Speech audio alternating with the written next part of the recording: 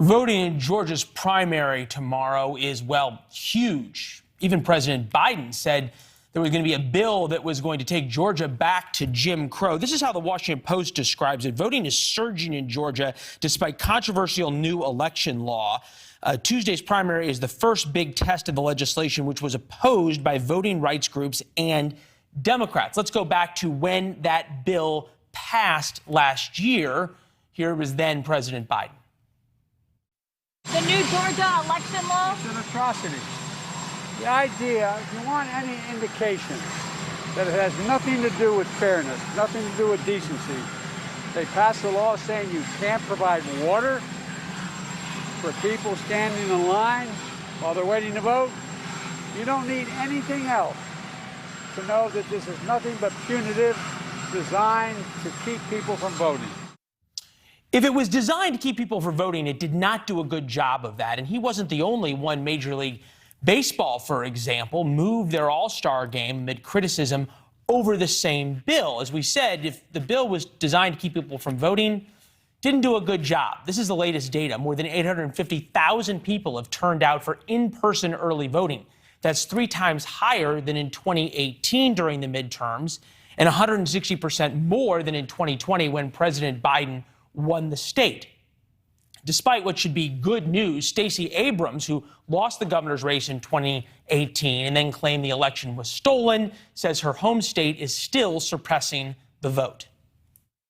We have to remember that voter suppression isn't about stopping every voter. It's about blocking and impeding those voters who are considered inconvenient.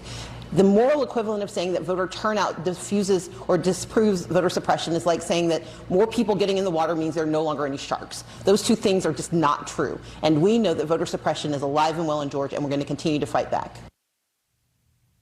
If you're confused, so are we, but put that aside for a second. Stacey Abrams likely to win tomorrow's Democratic primary for governor, but she isn't alone in complaining about Georgia's election laws. In fact, she's aligned with former President Trump. Every fraudulent 2020 vote stole something from someone just like you. They stole your voice and they stole your freedom. Worse yet, Governor Kemp could have prevented this, but he failed you.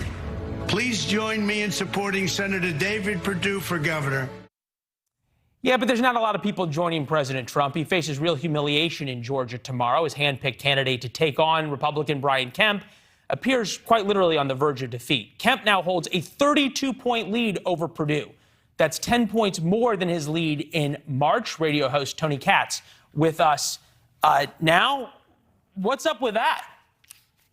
Well, Georgia has kind of made a decision, if we're going to believe the polls, and there are a couple polls. One has Kemp up by 13. The other one, as you described, there isn't actually much anger at Kemp regarding how Georgia runs, especially in just this past week, a $5.5 billion Hyundai electric car plant going into Georgia. They see that as an upswing. I think the bigger story here is someone like Stacey Abrams trying to change the definition of voter suppression. It's like it went from global warming to climate change. She now wants to change the definitions because every claim they made about this new voting law in Georgia didn't come true. It was a lie from President Biden, a lie from Stacey Abrams, a lie from a whole bunch of others. It's interesting also, though, because she is, by definition, an election denier, because she says that the 2018 election was stolen from her, yet the media still thinks that she's fantastic, and MSNBC and CNN have her on day in, day out and never ask her about those claims. But in terms of what President Trump's influence is in Georgia, we're going to watch him right now. He's rallying for Herschel Walker.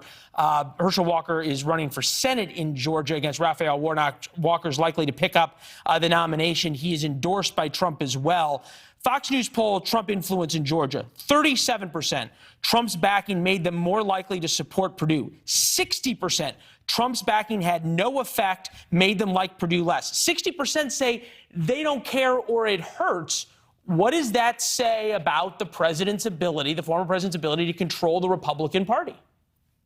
I'm not so sure what it says if we're relating it to specifically Georgia. If we take a look at Georgia, we still don't have an answer in Pennsylvania. You take a look at Alabama and that Mo Brooks for Senate race there. you could start building a trend that people are saying to themselves, you know what, we'll decide our elections. Thank you very much. You could add Madison Cawthorn there in the North Carolina 11th on that conversation. But again, I would warn everybody, it's very possible that the American people say, thank you very much, President Trump, but we're going to make our decision here.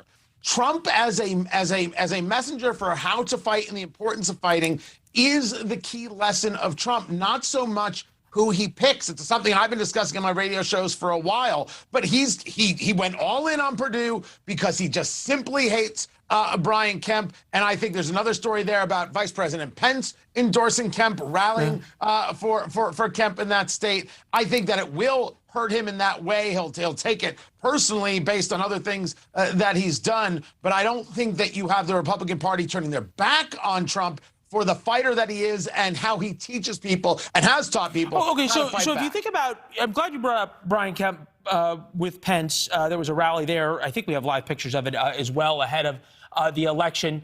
And you had George W. Bush come out. You had everybody but Trump come out for Brian Kemp. If that happens, Brian Kemp followed the Glenn Youngkin playbook. Trump without the crazy, and embraced Trumpism and the fight of Trump and the anger about certain issues and the culture and the social culture war issues, but not embrace President Trump and, in fact, not being willing to say his name.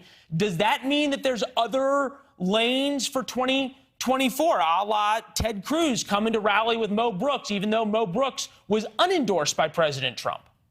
I think there are lots of lanes. I still have always been a believer that all politics are local. In the end, people make their decisions. Hold on, Tony, 2018, I only got 30 seconds. 2018, 2020, and even in 2016, there were no other lanes. It was President Trump or the highway.